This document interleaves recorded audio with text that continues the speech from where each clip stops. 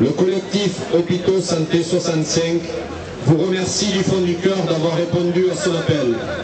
Par votre présence, vous montrez de façon éclatante votre confiance et votre attachement aux 4 hôpitaux publics de notre département et, plus généralement, au système public de santé. Le parcours de la manifestation d'aujourd'hui est, à lui seul, tout un symbole. Commencez devant la mairie de Tarbes où règne en maître le représentant local de l'UMP, le parti actuellement majoritaire à l'Assemblée nationale et responsable de la plus grande régression sociale depuis la fin de la Seconde Guerre mondiale. Cette manifestation se termine devant la délégation territoriale de l'Agence régionale de santé. Ces agences régionales, créées par la loi Bachelot, ne sont que les bras armés de la politique mortifère en matière de santé du gouvernement de M. Sarkozy. Depuis leur mise en place en avril 2010, plus aucune forme de démocratie n'est tolérée et l'autoritarisme est partout de mise. Toutes les instances qui ont vu le jour depuis ne sont que consultatives et, in fine, tous les pouvoirs en matière de santé et de social sont désormais entre les mains d'une seule personne, le directeur de l'Agence régionale de santé. Par endroit, ce directeur nommé par le gouvernement et qui n'a de compte à rendre qu'à son ministre de tutelle n'est même pas issu du secteur de la santé. C'est le cas à Midi-Pyrénées où M. Chastel, ancien directeur de supermarché Carrefour et ancien PDG d'Erastil, société spécialisée dans l'acier et les alliages, se retrouve à la tête de l'Agence régionale de santé de la plus grande région de France. Quels sont ses objectifs? Répondre aux impératifs inavoués fixés par le président de la République, à savoir réduire de façon drastique le nombre de structures ou de services publics de soins afin d'être en phase avec la réduction générale des politiques publiques qui frappent l'ensemble des services publics de notre pays. Permettre au secteur privé marchand et notamment aux grands groupes de cliniques privées tenus par des fonds de pension d'être en position de monopole pour les activités considérées comme les plus rentables. Comment cela risque-t-il de se traduire dans notre département si nous ne faisons rien? D'abord par le regroupement de toutes les activités médicales et chirurgicales sur un site unique, à Tarbes ou à Lannes, avec toutes les conséquences dramatiques liées à l'éloignement de l'établissement de santé que cela pourra avoir pour les patients les plus fragiles. Ensuite, par le recours obligatoire à une hospitalisation privée pour certaines spécialités, avec toutes les conséquences financières que cela aura, puisque, jusqu'à preuve du contraire, les dépassements d'honoraires ne sont pas interdits par la loi.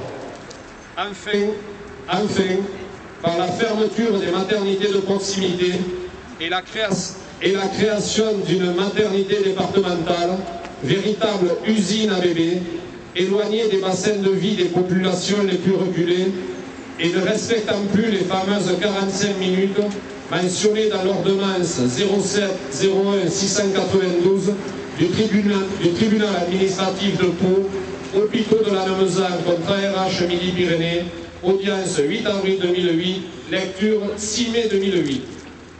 Les arguments avancés pour justifier la casse de notre service public de santé sont toujours les mêmes. Le manque de médecins et le déficit chronique des hôpitaux.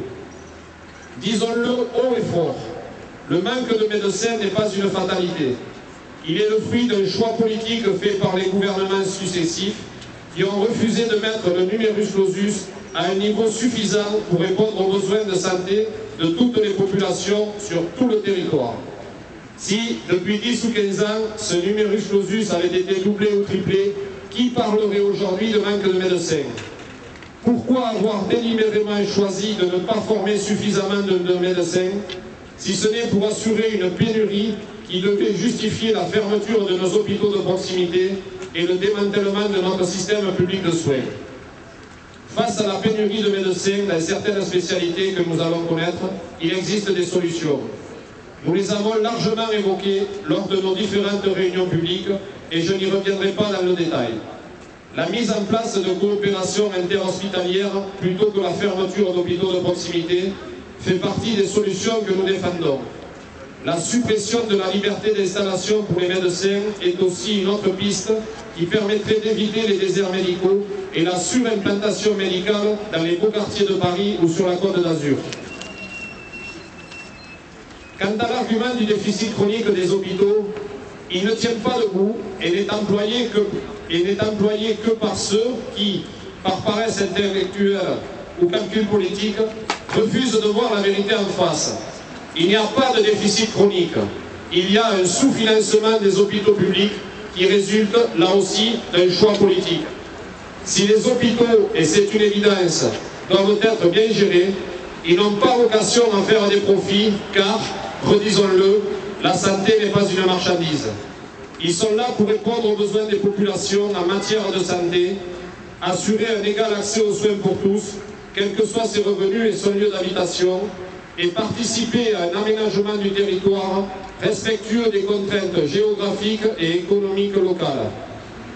Dans un pays qui fait partie des plus riches au monde, où l'exonération de cotisations sociales pour les entreprises dépasse chaque année 70 milliards d'euros, où la fraude fiscale s'élève à plus de 50 milliards d'euros par an, où Sanofi Aventis a fait 8,5 milliards de bénéfices en 2009, en pleine crise mondiale, en grande partie grâce au remboursement de ces médicaments par la sécurité sociale, on voudrait nous faire croire qu'il est impossible de trouver un misérable milliard pour remettre à niveau tous les hôpitaux publics de France. De qui se moque-t-on?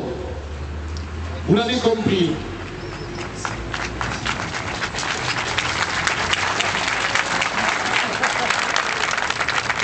Vous l'avez compris. Si les combats que nous menons avec le collectif, les comités de défense des hôpitaux, les syndicats, les associations et tous les citoyens qui nous rejoignent sont absolument nécessaires, ils risquent malheureusement de ne pas être suffisants. La réponse définitive aux attaques sans précédent que subissent la sécurité sociale, notre système public de soins et l'ensemble des services publics ne pourra être que politique. Dans un an, plus qu'à une élection présidentielle, c'est face à un véritable choix de société que les Français vont être confrontés. Aidez-nous à convaincre l'ensemble des partis politiques qui veulent réellement représenter une alternative à la politique menée par le gouvernement de M. Sarkozy et à intégrer dans le programme de leur candidat à l'élection présidentielle le refinancement de la sécurité sociale et des hôpitaux par des mesures d'urgence, la suppression de la tarification à l'activité pour les hôpitaux publics, la suppression de la loi Bachelot et des agences régionales de santé, la suppression de la liberté d'installation pour les médecins tant que la couverture médicale de tout le territoire ne sera pas équitablement assurée, l'augmentation suffisante du numerus clausus. Sans ces réformes indispensables, des millions de Français n'auront plus accès aux soins et nous serons les témoins impuissants de drames quotidiens. Chacun doit cotiser selon ses moyens et recevoir selon ses besoins.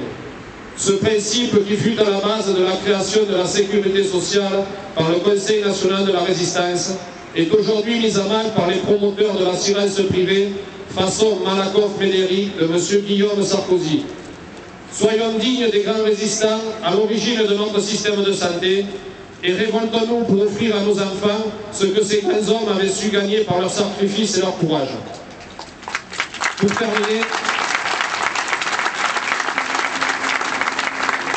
terminer, permettez-moi de remercier très sincèrement et du fond du cœur toutes celles et tous ceux qui œuvrent depuis plusieurs mois dans le collectif Hôpitaux Santé 65 ou qui nous ont aidés à organiser les différentes réunions publiques pour défendre les hôpitaux de proximité, proposer des solutions et informer les populations. Les comités de défense des hôpitaux de Lourdes, Tarbes et Bagnères, à l'origine de la création du collectif, la Convergence 65 pour la défense et le développement des services publics, la Ligue des droits de l'homme, Europe Écologie Les Verts, le MoDem, le Parti Socialiste, le Parti Communiste, le Parti de Gauche, Gauche Unitaire, le nouveau parti anticapitaliste, l'UDCGT 65, la CGT Santé, Sud Santé, la FSU et Lourdes pour tous. Que ceux que j'ai oubliés veuillent bien m'en excuser. J'espère que j'oublie personne, monsieur. Avant de nous quitter, j'ai 3 petites annonces à vous faire La première, pour vous rappeler que cet après-midi à 14 h, il y aura une manifestation devant la mairie de Tarbes pour le droit au logement. Devant la préfecture, pardon, excusez-moi. Samedi prochain, 19 mars à 10h30, pour répondre aux attaques contre l'éducation et la suppression de 50 postes dans les Hautes-Pyrénées, il y aura une manifestation devant la mairie. Alors venez aussi très nombreux, au moins aussi nombreux, si ce n'est plus nombreux qu'aujourd'hui.